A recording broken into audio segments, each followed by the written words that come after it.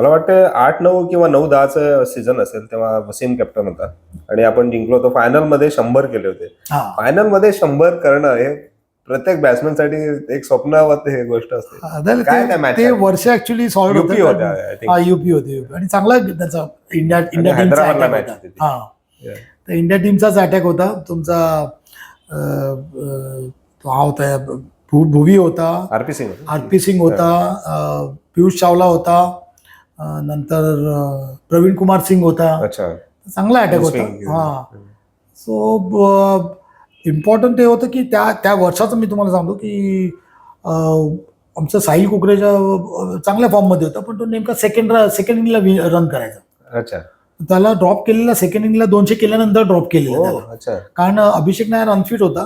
तो फिट होऊन आला आणि त्याला आतमध्ये घेण्यासाठी कोणाला तरी ओपन जायला पाहिजे. तर मला विचारलं, प्रवीण आणि वसीमने विचारलं की तू ओपन करेगा क्या. मी लगेच सांगितलं हा ओपन करूंगा ना ऐसा. हा, तर तो बोलला की अरे ऐसा नाही तेरे को करना पडेल. हा करूंगा ना मैं.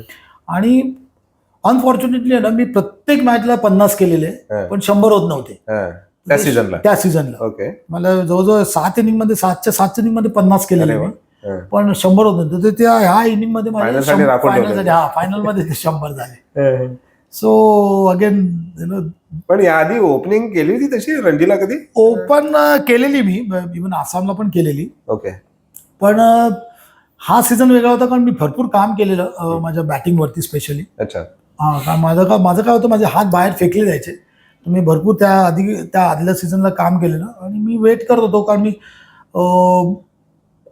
बाहेरचा बॉल नको खेळू म्हणून सांगायचे, पण बाहेरचा बॉल मी खेळलो जायचो. का खेळलो जायचो ते मला व्हिडिओ वगैरे बघितल्यानंतर मला कळलं आणि नंतर मी ऑफ सीझनला त्याचं काम केलं की माझा हात कशी मी जवळ ठेवीन. आणि मग ते मी फॉर्च्युनेटली माझ्या सीसीआयला पण ओपनर नव्हता, तर मी ॲज अ कॅप्टन ओपन केली तिकडे.